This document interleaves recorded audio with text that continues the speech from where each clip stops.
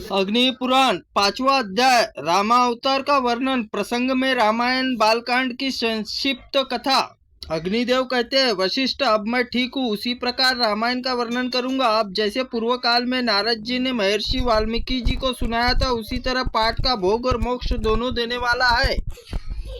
देवर्षि नारद कहते हैं, वाल्मीकि जी, भगवान में विष्णु की नाभि कमल से ब्रह्मा जी उत्पन्न हुए। ब्रह्मा जी के पुत्र मरीच और मरीच के कश्यप और कश्यप के सूर्य, सूर्य से वैश्वत मनु का जन्म हुआ। उसके बाद वैश्वत मनु इवाक्षु का उत्पत्ति हुई। इवाक्षु वंश में कुत्तस्य नामक राजा हुए और कुत्तस्य के रघु और रघु के अज, अज के पुत्र दशरथ और दशरथ उन राजाओं में रावण आदि राक्षसों का वध करने के लिए साक्षात भगवान विष्णु ने चार रूपों में प्रकट हुए।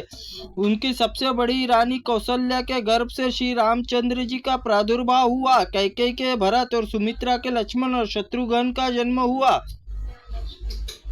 महर्षि ऋषक ने इस तीनों रानियों के यज्ञ सिद्ध चरूक दिए थे और उसके खाने से इन चारों कुमारों का आविर्भाव हुआ। और श्री राम आदि सभी भाइयों ने पिता के समान पराक्रमी थे। एक समय मुनिवर विश्वामित्र ने अपने यज्ञ में विघ्न डालने वाले निशाचरों के नाश करने के लिए राजा दशरथ की प्रार्थना की कि आप अपने पुत्र श्री राम को भेजे। तब राजा मुनि ने श्री राम और लक्ष्मण को भेज दिया। रामचंद्र जी ने वहां पर जाकर मुनि अस्त्र शस्त्र शिक्षा पाई और ताड़का नाम वाली निशाचरी का वध किया। और फिर उन्होंने उन बलवान वीर ने मारीच नामक राक्षस को मानव शास्त्र से मोहित करके दूर फेंक दिया और यज्ञ विधाता राक्षस सुबाहु को दल में बल सहित मार डाला। इस समय कुछ काल तक मुनि ने सिद्धाश्रम ही रहे और तत्पश्चात विश्वामित्र आदि महर्षियों के साथ लक्ष्मण श्री राम ने मिथिला नरेश धनुष यज्ञ देखने गए। अपनी माता अहिल्या उद्धार वार्ता सुनकर संतुष्ट हुए। शतानंदन जी निमित्त कारण बनकर राम के विश्वामित्र मुनि प्रभाव वर्णन किया। अब राजा जनक अपने यज्ञ मुनियों के साथ रामचंद्र जी का पूजन किया। श्री राम ने धनुष चढ़ा दिया, अनायासी तोड़ डाला। तदनंतर महाराज जनक ने अपनी अयोजनी कन्या सीता को उनके विवाह करने के लिए पराक्रम शुल्क निश्चित कर दिया। रामचंद्र जी को समर्पित करके राम ने अपने पिता राजा दशरथ गुरुजनों मिथिला पधारने में सबके सीता विविध पूर्वक पानी ग्रहण किया। उस समय लक्ष्मण ने मिथिला कनिष्ठ कन्या की उर्मिला अपनी पत्नी बनाया तथा जनक ने छोटे भाई कुशध्वज की थे। उनकी दो कन्याएं थी, ऋतुकीर्ति और मांडवी के साथ भरत ने और श्रुतुकीर्ति ने शत्रुघ्न के साथ विवाह। तदनंतर राजा जनक भली भांति पूजित और श्री रामचंद्र ने वशिष्ठ और महर्षियों के साथ वहां से प्रस्थान किया। मार्ग में जगत नंदन परशुराम को जीतकर अयोध्या पहुंचे और जहां पर जाने पर भरत और शत्रुघ्न अपनी मामा राजा युधाजीत की राजधानी की ओर चले गए। छठा अध्याय अयोध्या कांड की संक्षिप्त कथा। भरत ने ननिहाल चले जाने पर लक्ष्मण सहित श्री रामचंद्र जी के पिता माता आदि सेवा सत्कार में रहने लगे। एक दिन राजा दशरथ रामचंद्र जी को कहा कि रघुनंदन, मेरी बात सुनो। तुम्हारे गुणों पर अनुरक्त प्रजाजनों मनीमन तुम्हें राजा सिंहासन अभिषिक्त कर दिया है। प्रजा का हार्दिक इच्छा है कि तुम युवराज बनो। तुम कल प्रातः काल मुझे युवराज पद प्रदान कर दूंगा। आज रात तुम सीता सहित उत्तम व्रत का पालन करते संयम पूर्वक रहो। राजा के 8 मंत्रियों वशिष्ठ जी भी उनकी इस बात का अनुमोदन किया। 8 मंत्रियों के इस नाम के प्रकार से दृष्टि, जयंत, विजय, सिद्धार्थ और राजवर्धन, अशोक, धर्मपाल तथा सुमंत्र। इनके अतिरिक्त वशिष्ठ जी भी मंत्रणा देते थे। पिता और मंत्रियों की बातें सुनकर रघुनाथ जी तथास्तु कहकर अपनी आज्ञा शिरोरत करके माता कौशल्या को यह शुभ समाचार बताकर देवताओं की पूजा करने में संयम स्थित हो गए।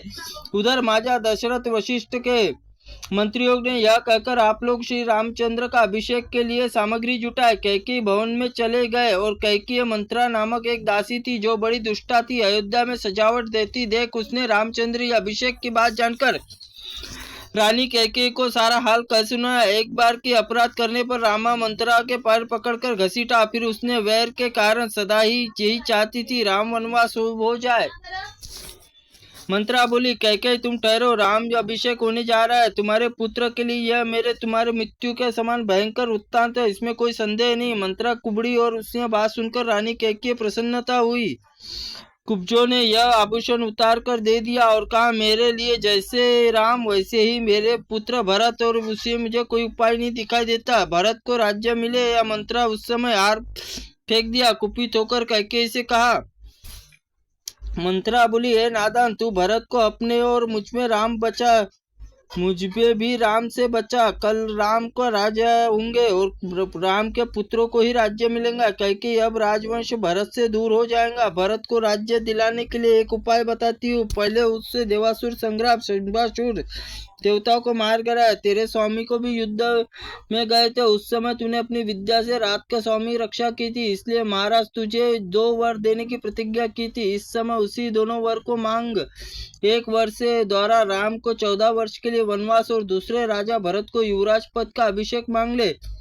राजा इस समय दोनों वर दे देंगे। इस प्रकार मंत्रा को प्रोत्साहन देने पर कैकेयी अनर्थ में ही अर्थ को सिद्ध देखने लगी और उसने कुब्जे को, तू बड़ी अच्छा उपाय बताया, राजा मेरा मनोरथ अवश्य पूर्ण करेंगे। ऐसा कहकर कोप भवन में चली गई।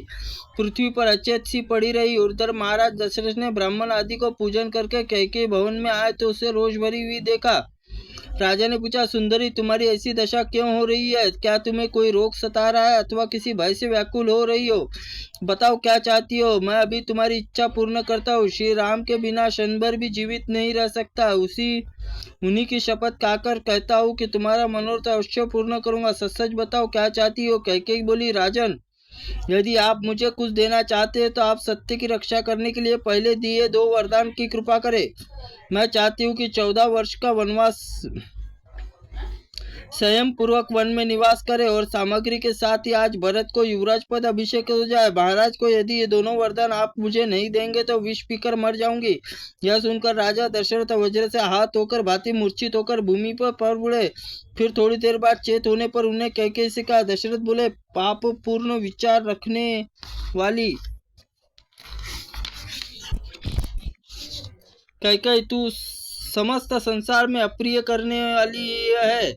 अरे मैंने या राम में तेरा क्या बिगाड़ा है जो तू मुझसे ऐसी बात कहती है? केवल तुझे ही प्रिय लगने वाला कार्य मैं संसार की भली भांति निंदनीय हो जाऊंगा। तू मेरी स्त्री नहीं है, काल रात्रि है। मेरा पुत्र भरत ऐसा नहीं है। पापिनी, तू भी आज पुत्र के चले जाने पर मैं ही मर जाऊंगा और तू विधवा होकर राज्य करना। राजा दशरथ सत्य बंधन में बंधे थे। उन्होंने रामचंद्र जी को बुलाकर, बेटा कैकेयी ने मुझे ठग लिया है, मुझे कैद करके राज्य में अपने अधिकार कर लो, अन्यथा तुम्हें वन में निवास करना होगा। कैकेयी पुत्र भरत का राजा बनेगा। इसमें रामचंद्र जी पिता कैकेयी को प्रणाम करके उनकी प्रदक्षिणा करके और कौशल्या आदि चरणों में मस्तक झुकाकर उन्होंने सांत्वना दी। फिर लक्ष्मण सहित अपने पिता से सीता को लेकर ब्राह्मणों दोनों अनाथों को दान देकर सुमित्रा सहित रथ पर बैठकर नगर से बाहर गए और उसी समय माता पिता शोक आतुर हो गए। उसी समय श्री रात में तमसा नदी के तट पर निवास किया। उनके साथ बहुत से पूर्ववासी थे। सबको सोते छोड़कर आगे बढ़ गए। प्रातः काल होने पर श्री रामचंद्र जी नहीं दिखाई दिए। नगरवासी निराश होकर पुनः अयोध्या लौट आए। रामचंद्र के चले जाने पर दशरथ को बड़ा दुख हुआ। रोते रोते कैकेयी महल छोड़कर कौशल्या भवन में आए और वह उस समय नगर में समस्त स्त्री पुरुष रनिवासी स्त्रियां फूट फूट कर रो रही थी। रामचंद्र जी का चीर वस्त्र धारण कर रखा था। उसमें रथ पर बैठे शंगेश्वरपुर में जा पहुंचे। निषाद राजा के गुहों ने उनका पूजन सत्कार किया। रघुनाथ ने इंदुगी वृक्ष के जड़ में निकट विश्राम किया। लक्ष्मण अपने गृह दोनों रात भर जाकर पहरा देते रहे। प्रातःकाल श्री राम ने रथ सहित सुमंत्र को विदा कर दिया और लक्ष्मण और सीता के साथ नाव पर गंगा पार होकर प्रयाग गए। वहां उन्होंने भरद्वाज प्रणाम किया और फिर उसने आज्ञा लेकर चित्रकूट पर्वत पर प्रस्थान किया। चित्रकूट में पहुंचकर वहां वास्तु पूजन करने के तदनंतर पर्णकुटी बनाकर मंदाकिनी तट पर निवास किया। रघुनाथ जी सीता के चित्रकूट पर्वत पर रमणीय दृश्य दिखाकर इस समय कौए ने सीता जी को कोमल अंग पर नखों से प्रहार किए। यह देखकर शिवने उस पर सिंह के अस्त्र का प्रयोग किया। वह कौवा देवताओं को आश्रय छोड़कर श्री रामचंद्र के शरण में आया। उन्होंने केवल एक ही आंख नष्ट करके उसे जीवित छोड़ दिया। वन गमन के पश्चात छठे दिन रात को दशरथ कौशल्या पहले ही एक घटना सुनाई, जिसमें द्वारा कुमार अवस्था में सूर्य तट पर अंजनान में यज्ञ पुत्र श्रवण कुमार के मारे जाने का वृत्तांत था। और श्रवण कुमार पानी लेने के लिए आए, घड़े के भरने जा रहे शब्द उसकी आहट पाकर मैंने जंगली जंतु समझा, उसमें शब्द वेदी बांध कर वध कर डाला। यह समाचार पाकर उसके पिता माता पिता बड़ा शोक हुआ, बारंबार विलाप करने। उस समय श्रवण कुमार पिता ने मुझे श्राप दिया, कहा, राजन, तुम दोनों पति पुत्र के बिना शोकांतुर होकर प्राण त्याग कर रहे हैं। उस समय तुम हमारी पुत्र वियोग शोक से मरोगे।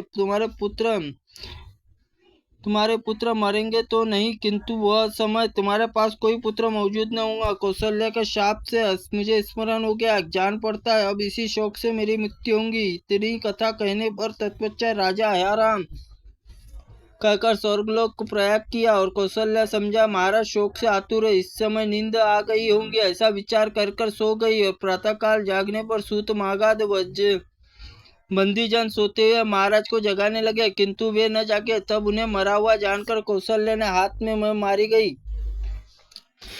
समस्त नारी फूट फूट कर रोने लगे। तत्पश्चात महर्षि वशिष्ठ राजा और तैल भरी नौका में रखवाकर भरत के निहाल तत्काल बुलवाया। भरत और शत्रुघ्न मामा के राजमहल से निकलकर सुमंत्रण आदि भी शीघ्र अयोध्यापुरी पहुंचे। यहाँ का समाचार पाकर भरत ने बड़ा दुख हुआ। कैकेयी शोक करती हुई देख कठोर शब्दों में निंदा करते हुए बोली, अरे तूने यह मेरे माथे पर कलंक का टीका लगा दिया, मेरे सिर पर अपशय का भारी बोझ लाद दिया। फिर भी कौशल्या प्रशंसा के करके तैलीपूर्ण नौका में रखे हुए पिता का श्वशुर शेरू तट पर अंत्येष्टि संस्कार किया। तदनंतर वशिष्ठ आदि गुरुजनों ने कहा, भरत अब राज्य ग्रहण करो। भरत बोले, मैं श्री रामचंद्र जी को ही राजा मानता हूँ, अब उनके यहाँ आने पर वन में चला जाता हूँ।